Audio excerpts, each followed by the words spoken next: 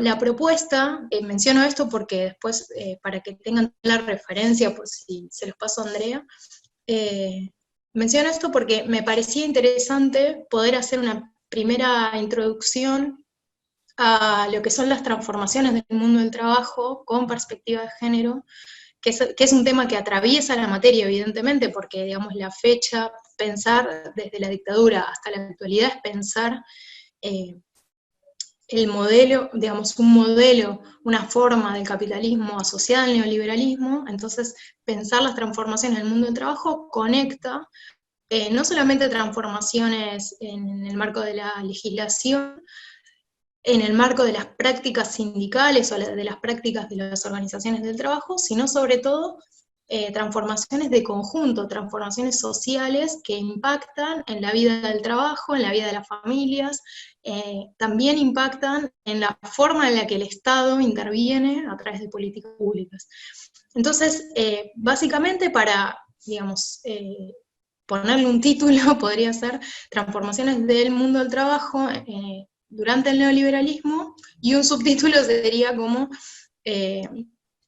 un análisis con perspectiva de género o perspectiva feminista, para pensar tanto desde el derecho, desde la ciencia política, que es más mi métier, como de otras, como desde la historia, que me parece que es fundamental. Lo primero que me gustaría comentar respecto de esto, y para meter por ahí en un debate o en un campo que tiene mucha producción teórica, es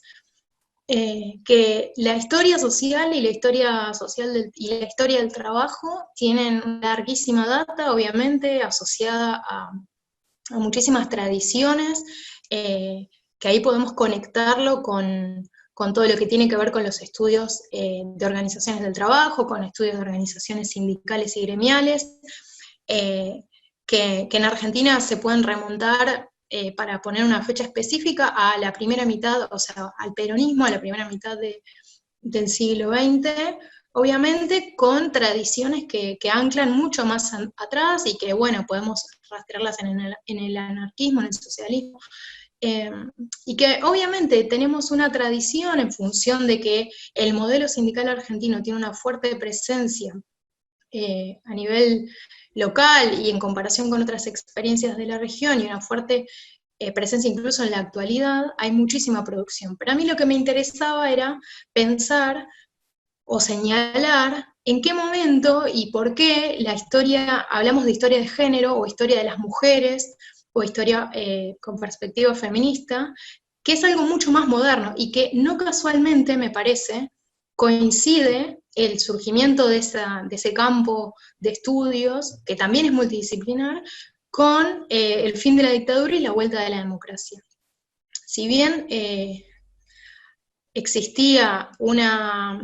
práctica desde las feministas de escritura, así como también existía una práctica desde los activismos sindicales de escritura de la propia historia del movimiento obrero,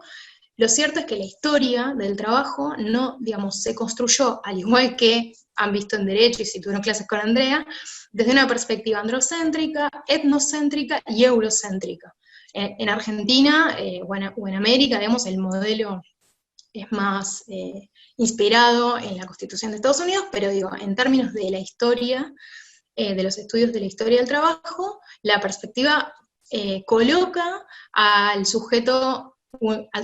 trabajador masculino como el universal. Una pequeña variación, digamos, y una amplitud de ese campo se da con los estudios culturales, con los estudios de la clase obrera inglesa, Thompson, bueno, y en particular, no lo puse acá, pero bueno, está Sheila Roughton, que también es como, le da una perspectiva de género a los estudios culturales y amplifica mucho más. Pero volviendo al eje, me parece interesante señalar que es justamente, digamos, la producción de historia de las mujeres, de historia de género, se empieza a diseñar o a pensar o a incorporar a fines de la década del 70, y fundamentalmente con el retorno, obviamente, a la democracia, por las propias condiciones que implica investigar, como todos y todas sabemos. Y esto es, como me parece muy interesante, no solamente por lo que implica construir una disciplina o ampliar los bordes de una disciplina, digamos, desde la perspectiva de género, sino fundamentalmente por todo lo que implicó antes, digamos, por toda la invisibilización anterior que hubo al contar procesos históricos, procesos de trabajo a lo largo de la historia, desde una perspectiva androcéntrica. Son muy distintos los resultados, incluso científicos, a la hora de pensar investigaciones que colocan, o sea, o que incorporan y generizan el análisis. En ese marco y en esas discusiones, Mirta Lobato, Dora Barrancos y otras autoras e investigadoras sociales de la historia y de la sociología empiezan a como consolidar un campo de investigación vinculado a la historia de las mujeres en el trabajo. O sea, ¿qué pasaba? ¿Cuáles eran las experiencias? Si las mujeres, digamos, si bien a partir de mediados del siglo XX, las mujeres, como se suele decir, entre comillas, salen al mercado, salen a trabajar, salen al mercado de trabajo, aunque ya trabajaban en la casa, digo, pero si bien existe, digamos, son conocidas esos procesos de incorporación masiva de las mujeres al mercado de trabajo, no existía una mirada, un análisis sobre qué pasaba efectivamente en el trabajo, o cuáles eran las condiciones de trabajo, o cuáles eran las posibilidades de reclamar en el trabajo, y eso conecta también con las discusiones de la materia, ¿no? Del programa de la materia. Entonces, un primer elemento dentro de esta primera introducción es, por un lado, que los estudios de la historia del trabajo con perspectiva de género, lo primero que generan es una crítica a la noción de clase. O sea, ¿qué es la clase trabajadora? ¿Cuál es el sujeto trabajador? ¿En Argentina o en Brasil o en Inglaterra o en el mundo, digamos? Se puede, digamos, la crítica, que es una crítica al marxismo incluso, sobre un concepto de clase que es acotado, que está sexualizado, digamos, pero que se pretende como universal. Entonces ahí hay un primer elemento, y un segundo elemento es que a partir, y esto está más aceptado en la actualidad y desde hace algunos años, pero que a partir de estos primeros trabajos de la década del 70, de la década del 80, de investigaciones de la historia del trabajo con perspectiva de género, digamos, se empieza a visualizar la segregación sexual en el trabajo, que es algo que no había estado, estamos hablando de hace 50 años, o sea, no de hace 2 siglos, y entonces empiezan a construirse teorías explicativas de por qué se produce esa segregación del trabajo, o esa división sexual del trabajo trasladada al mercado productivo. Entonces, hay como dos o tres líneas de investigación que se plantean. Una primera línea que empezó a medir el trabajo femenino. Medirlo implica, por ejemplo, pensar preguntas dentro de las encuestas que puedan dar cuenta de, bueno, efectivamente, cuántas son las mujeres que están en el mercado de trabajo. ¿En qué condiciones están? ¿Cuáles son las condiciones de alimentación, de reproducción y demás? ¿Y en qué sectores, por ejemplo, se insertan? Y esto es interesante para pensar, por ejemplo, los efectos de la dictadura militar sobre la clase trabajadora y sobre las fábricas, porque la presencia femenina en las fábricas o en la industria era bastante importante, en industria y en servicios, o sea, en la industria de la alimentación, en la industria textil, en la industria de la vestimenta. También, bueno, y ya, digamos, saliendo del sector industrial, el trabajo a domicilio, el trabajo en comercios, ni que hablar el peso de la presencia femenina en educación, en el cuidado de salud de la población. Lo cual también demuestra la importancia, ¿no?, de digamos, las mujeres y los cuerpos, las tareas femeninas o históricamente feminizadas, como parte de la construcción de un tejido social, que, entre paréntesis, es una discusión que también podríamos tener, ¿no?, en el medio de la pandemia, pensando en que todas las actividades que hoy están, digamos, tratando ese tejido social y digamos, preservando el aislamiento y cuidado son tareas históricamente feminizadas, ¿no? Pero bueno, volviendo un poco a los 70, me parece que ahí hay ese primer aspecto, ¿no? Trabajo femenino como primera instancia, y eso modifica, obviamente, una percepción. Cuando hablamos de clase trabajadora, o de movimiento sindical, o de movimiento obrero, si yo les pregunto, digamos, si tuviéramos un intercambio, diríamos que la imagen, digamos, y las representaciones que tenemos son evidentemente masculinas, son los obreros Carpani, son las movilizaciones de los trabajadores varones saliendo de la fábrica, incluso pensando del 17 de octubre en adelante. Y lo cierto es que si bien, ya vale la aclaración, si bien el peronismo, digamos, feminizó mucho más la presencia de mujeres, digamos, la clase trabajadora, por estas otras tareas y por el conjunto de políticas desarrolladas, digamos, la imagen de lo público, y ahora vamos a ir a eso, obviamente seguía estando asociada a lo masculino. Entonces, medir el trabajo, y la segunda cuestión, femenino, y la segunda cuestión, también reducir, o sea, otra de las iniciativas o de las metodologías que utilizaron las historiadoras del trabajo fue reducir la de análisis. Al mirar la fábrica, por ejemplo, o al mirar las fábricas durante la dictadura militar o post-dictadura militar, y la radiografía de lo que eso significa, de cuáles fueron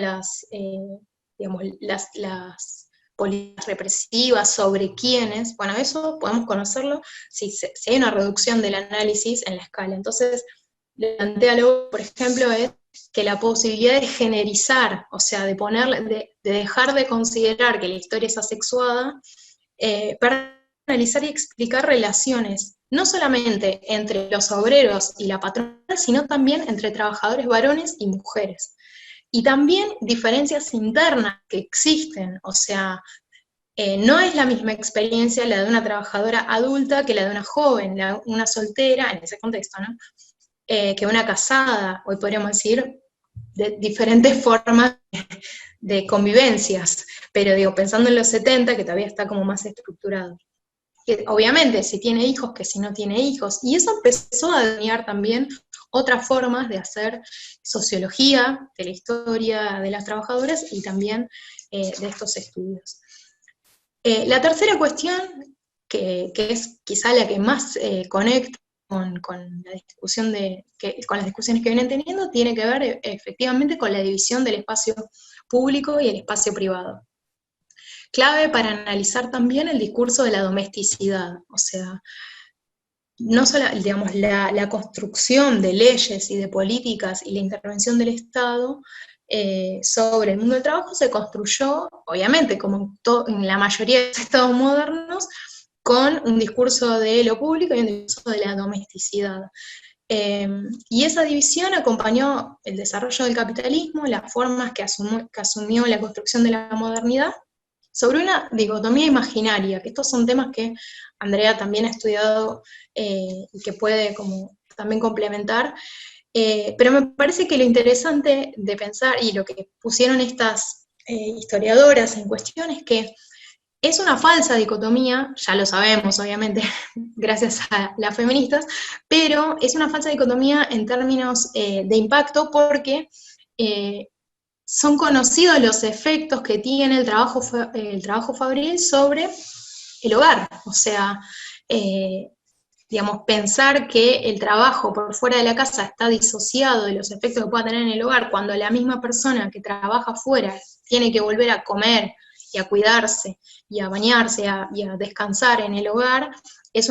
pensar que son espacios separados de manera imaginaria, a los fines de generar también legislación y regímenes sociales. Esta distinción dicotómica, esta separación entre lo público y lo privado, es clave a la hora de pensar el concepto de ciudadanía, de pensar que hay una ciudadanía laboral que está asociada a todo lo que suceda fuera del hogar, es decir, en el mercado o en los circuitos de trabajo que producen ingresos y que dentro del hogar no hay, digamos, no hay una legislación que pueda intervenir sobre eso, a priori, ¿no? Podemos repasar,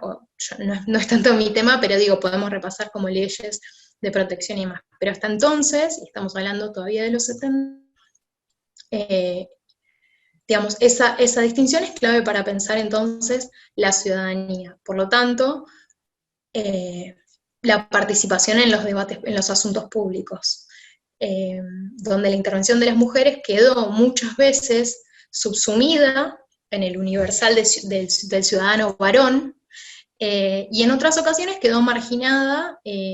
por asociarse que su lugar natural es el hogar. Por eso decíamos la importancia que tiene muchas veces las representaciones y la construcción de un discurso de lo doméstico que acompaña la definición de la construcción de las fronteras de la ciudadanía. ¿Qué es la ciudadanía? ¿O quiénes son? Son los varones, y son los varones que trabajan y que son reconocidos como tales, que intervienen de los asuntos públicos. Y en todo caso, esa construcción también lo que genera es una anulación de la feminidad y una anulación también de la sexualidad, que es algo que Dora toca también en sus textos, que es cómo el discurso de la domesticidad se asocia a lo moral, y el discurso extradoméstico, y digamos, y todo lo que suceda extradoméstico se contrapone a la moral. Entonces, la imagen de la mujer que trabaja es la imagen de una mujer inmoral, porque decidió salir del espacio de la moralidad, que es el hogar. Entonces la mujer es presentada como asexuada a menos que decida tener un impulso por la maternidad, como si fuera, digamos, una especie de condición natural. Bueno, todo eso Dora lo trabaja un montón, mucho antes de de llegar a los 70, ella realiza construcción de principios del siglo XX sobre esa construcción moral versus trabajo, o moral versus lo público, y cómo la mujer, digamos, queda atrapada en el espacio. La visión de que la ciudadanía era, ay, sí. No, y que además, o sea, precisamente también en eso, sexualidad igual maternidad. O sea, no hay una sexualidad separada de la maternidad. Total. No existe. Que las mujeres no tenemos deseos, no podemos sentir placer, no hay esa posibilidad. Nuestra sexualidad está limitada a la reproducción. Así. Totalmente. Y esto está bueno lo que decís, porque lo que comenta Dora en el texto, en el capítulo 3 del libro que les mostraba y que está en el programa, es que la década del 70, de principios de los 70 o fines de los 60, coincide con todo, digamos, no solamente con la salida, entre comillas, de las mujeres al mercado de trabajo, sino también con el acceso a la universidad y con una filosofía de libertad sexual, ¿no? A partir de los movimientos hipistas, de los feminismos, de la segunda ola, y también de la aparición de la píldora anticonceptiva, que es clave, o sea, es la posibilidad de decidir autónomamente sobre tu posibilidad de reproducir o no. Entonces es bastante clave y es bastante fuerte ese debate, quizás lo podemos retomar después, pero me parece que choca muy de frente con esa construcción de la feminidad asexuada o solo asociada a la maternidad. Y lo que iba a decir era que este debate sobre que la ciudadanía está circunscripta a lo público y al mundo del trabajo, es un debate que tiñó mucho a los círculos y a los espacios del feminismo. ¿Por qué? Porque pensar, o siguiendo el razonamiento, identificar el espacio público como el lugar de trabajo, y por tanto como un espacio que permite generar ingresos, también es pensar, y además de generar ingresos y de trabajo, es un espacio para la acción colectiva, para el asuntos públicos o la intervención en el espacio de trabajo para reclamar condición por horas o demás, implica salir del confinamiento del hogar, o sea, el hogar empieza a quedar asociado al confinamiento de la mujer, o sea, a la restricción de la posibilidad de tener libertades. Entonces, se empieza a pensar desde algunos sectores del feminismo que la incorporación de las mujeres a la esfera pública va a generar mayor integración a las esferas de decisión, a las esferas, por ejemplo, de poder decidir en un espacio de trabajo o en un espacio, o en un partido político o en donde sea, ¿no? Pensando también en cómo la militancia de los 70 incorpora, hay muchísima presencia femenina, también asumiendo que es de repente romper mandatos, que es quedarte en tu casa y no meter. Entonces esa paulatina liberación de ese confinamiento, de esa restricción a las libertades que supone la domesticidad, genera una idea de que el trabajo es la posibilidad de empoderarse para las mujeres. Hoy discutiríamos si efectivamente el trabajo por fuera de la casa, o sea, el trabajo productivo, genera empoderamiento más allá de que genere ingresos,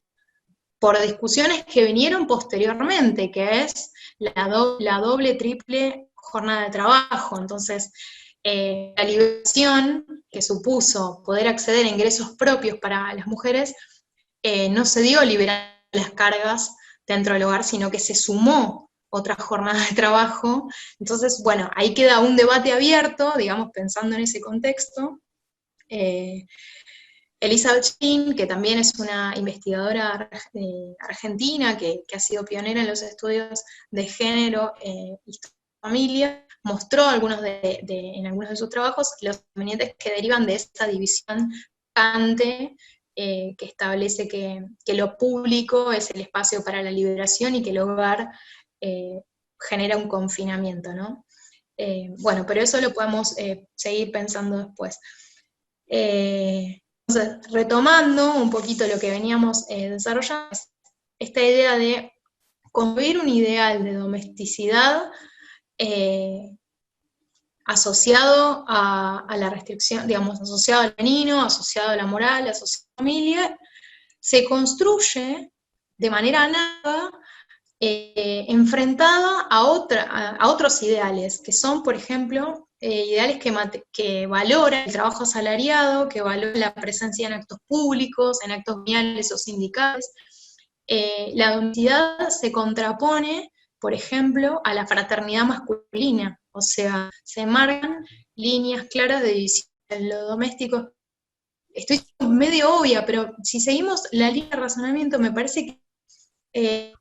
explica muchas de las prácticas que encontramos, podemos analizar, observar, y de los conflictos en el mundo laboral y en el mundo sindical. El mundo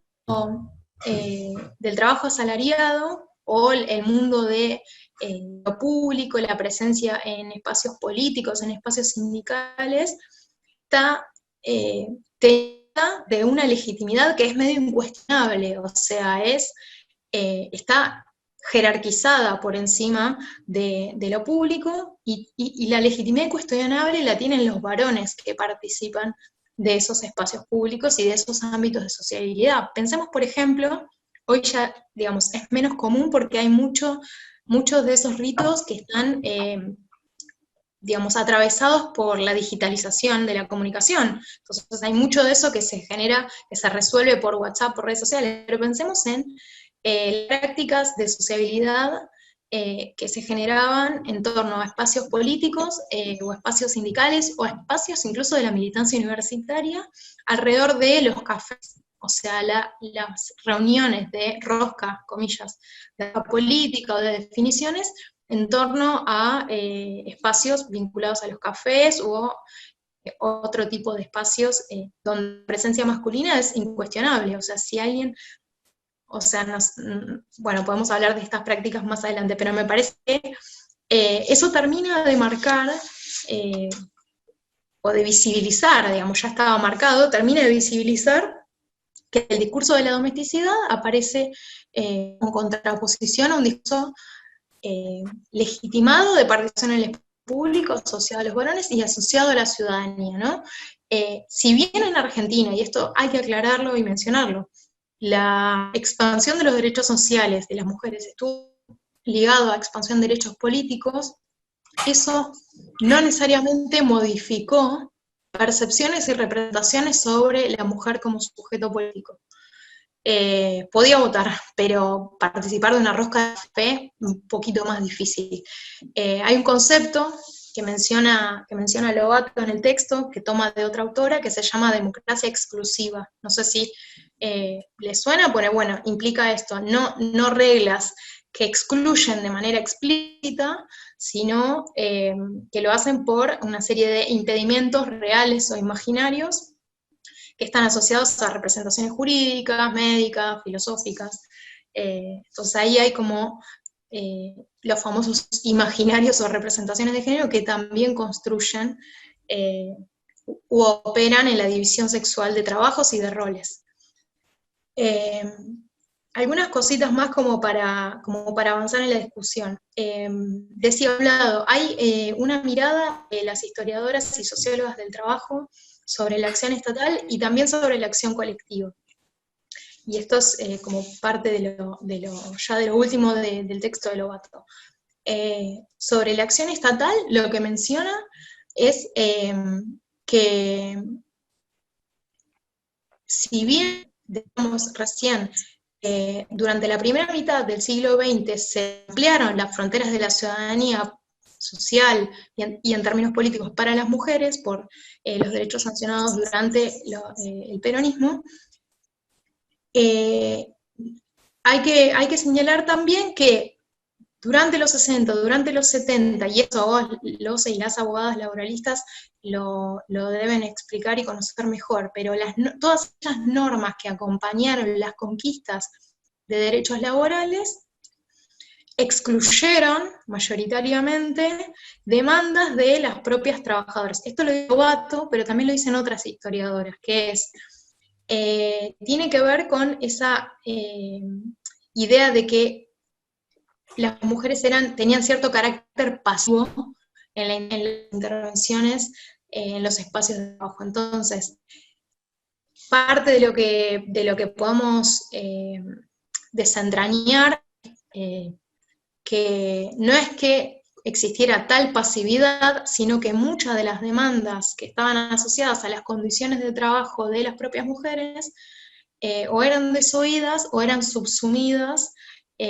una idea más de lucha de clases. Entonces, esto lo menciono porque las normas que se lograron durante ese periodo para amparar a la mujer trabajadora estuvieron mucho más ligadas a la condición de maternidad que a otras condiciones de otras demandas, ¿no? Entonces, por ejemplo, la licencia por maternidad, que es también de la década del 70, si mal digamos, si no te he entendido, lo mismo que la estabilidad durante el embarazo, lo mismo que la habilitación de salas maternales, o sea, son conquistas innegables, pero están todas en función del rol reproductor de la mujer trabajadora. Por lo tanto, me parece que es más que interesante empezar a develar qué lugar ocupaban las mujeres en el mundo del trabajo, en el movimiento obrero, en las organizaciones sindicales, para pensar si efectivamente esas demandas no existían, o si existían, no llegaban, o si llegaban, digamos, qué rol o qué lugar ocupaban, o si existía una jerarquización de demandas, las famosas contradicciones primarias y contradicciones secundarias. Entonces, eso me parece que es clave, ¿no? O sea, pensar, desmitificar ese rol pasivo de las mujeres en el movimiento obrero, y considerar condiciones particulares de trabajo. Por supuesto, estas son discusiones que tenemos incluso en la actualidad, quienes tenemos intervenciones en los lugares de trabajo o en las organizaciones gremiales, que es qué discusiones se llevan a las mesas de negociación colectiva que impliquen, que contengan las demandas de las trabajadoras, y hoy agregaríamos de las diversidades también, ¿no? Porque ya existen muchas áreas en los sindicatos y secretarías que integran géneros y diversidades, o derechos humanos y diversidades, o disidencias, o, bueno, etcétera, etcétera. Entonces, esto es algo que ha sido cada vez como en términos políticos me parece más señalado, en términos de investigación hay vacancia, pero me parece interesante y súper importante señalar que el mundo del trabajo, las mujeres se integraron a las manifestaciones, a las formas de acción colectiva, a las huelgas, a los boicots, a los sabotajes, a las distintas medidas, incluso mucho antes, digamos, o sea, en Argentina se sabe que existen afiliadas a las organizaciones sindicales desde principios del siglo XX, con lo cual hay una formalidad de esa participación. Obviamente que esa integración no se produjo sin dificultades, existieron muchísimos obstáculos y esto se profundizó durante la dictadura militar, y esto Dora, un pequeño paréntesis, Dora lo menciona también en el texto porque plantea cómo esta mirada que, digamos, género sobre el Estado nos permite, por ejemplo, poner la lupa sobre las estrategias de resistencia de las detenidas desaparecidas durante la dictadura militar. Ella dice, había quizás entre los detenidos desaparecidos, entre quienes estaban en los campos digamos, de concentración, en los centros clandestinos, había más bien una solidaridad asociada a las organizaciones de origen, ¿no? A las organizaciones de pertenencia de esa militancia. Sin embargo, pueden rastrearse estrategias de solidaridad más entre las detenidas, por las propias características también que tiene la solidaridad entre, digamos, lo doméstico, también en eso, la feminidad en el cuidado, ¿no? En el cuidado también de las otras, en este caso compañeras que muchas veces ni se veían la cara. Entonces, eso me parece que hay que pensarlo. Y otra cosa que también plantea Dora, que es súper importante y que tiene que ver con el tema, aunque no es lo que yo por ahí toco, es el tema de las modalidades de tortura sobre detenidas. Si bien hubo, y se sabe que hubo violaciones a varones, fue mucho más amplio el repertorio de torturas, de modo de tortura hacia las mujeres, y muchísimo peores digamos, las violencias contra los cuerpos de las mujeres, por lo que implica el cuerpo de la mujer en el espacio público, ¿no? O sea, entonces, eso como para también vincularlo con la etapa esta. Lo que quería como ir concluyendo sobre el texto este de Lobato es que entonces esa participación de las mujeres en los espacios, en las manifestaciones de trabajadores, en las huelgas, digamos, existió, no sin dificultades, pero muchas veces la posibilidad de considerar condiciones particulares de trabajo de las mujeres estuvo subsumida a la noción de lucha de clases. Entonces, digamos, desjerarquizar el reclamo en función de un reclamo construido o legitimado como principal. Esto evidentemente invisible. Hay algo interesante que plantea Lobato, que es cómo muchas de las protestas de las mujeres estaban ligadas a los entornos de los trabajadores, ¿no? Muchas mujeres fueron defensoras de los hogares proletarios, de los obreros y del bienestar del hogar. La importancia que tenía la presencia de esas mujeres en las movilizaciones, porque planteaban condiciones de protección y de cuidado sobre el hogar que muchas veces los dirigentes sindicales varones o los gremialistas no planteaban, porque estaban como mucho más con la mirada puesta en el conflicto con la patronal, ¿no? Entonces, a esas movilizaciones y a esos reclamos se los empezó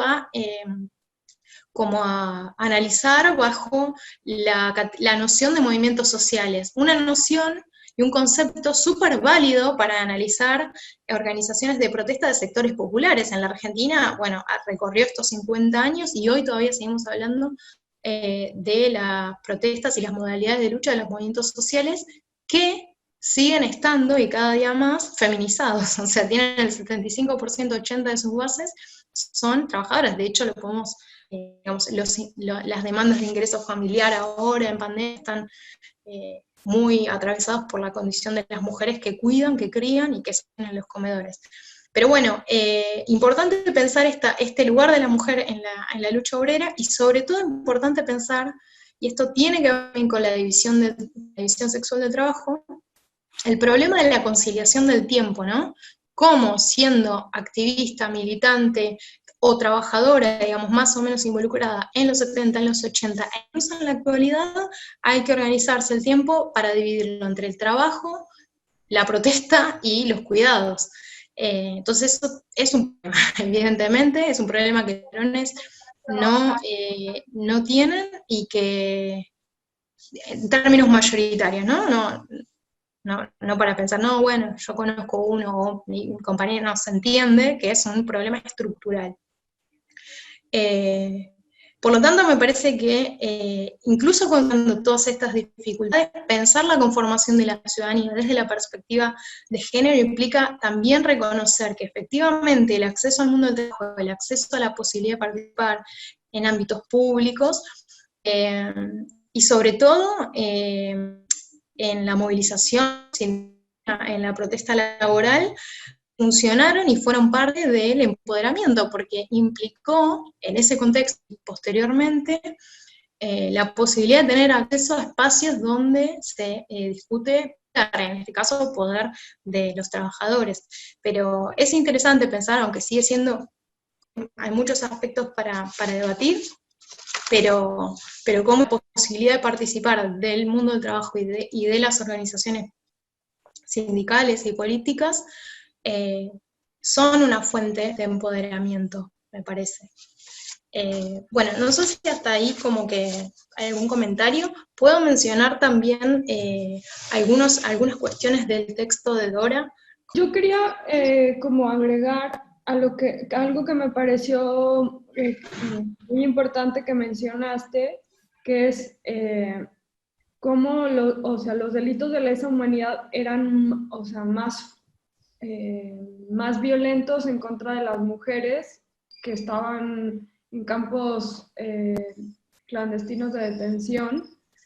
porque precisamente por el significado que tiene el cuerpo de la mujer en el espacio público, ¿no? Y un poco volviendo a este otro, la otra cosa que acoté al principio,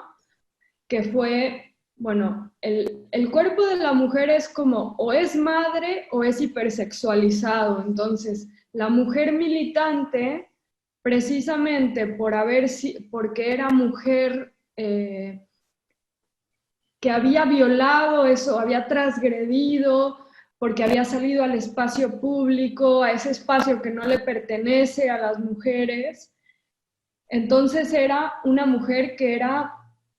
digna de ser, o sea, obviamente todo entre comillas, por los torturadores, digna de ser violentada en su cuerpo, porque también eso era una manera de aleccionarlas, de disciplinarlas, de decir, bueno, vos quisiste salir, quisiste participar de la política, bueno, entonces acá está tu castigo para vos, y tu castigo es que yo te voy a violar. Y también visto un poco como un castigo hacia los compañeros de ellas, ¿no? También como en esa fratría que era como, digo, eso es algo que se vio mucho más antes cuando en las guerras se secuestraba a las mujeres de los opositores y se violaba a las mujeres, pero creo que puede hacerse un poco un recorrido de eso y vemos cómo sigue siendo como una especie de castigo a la mujer en su cuerpo, en su sexualidad, en su integridad, en su posibilidad de decidir, pero también hay un deseo de ese varón de mostrarle al otro varón que él puede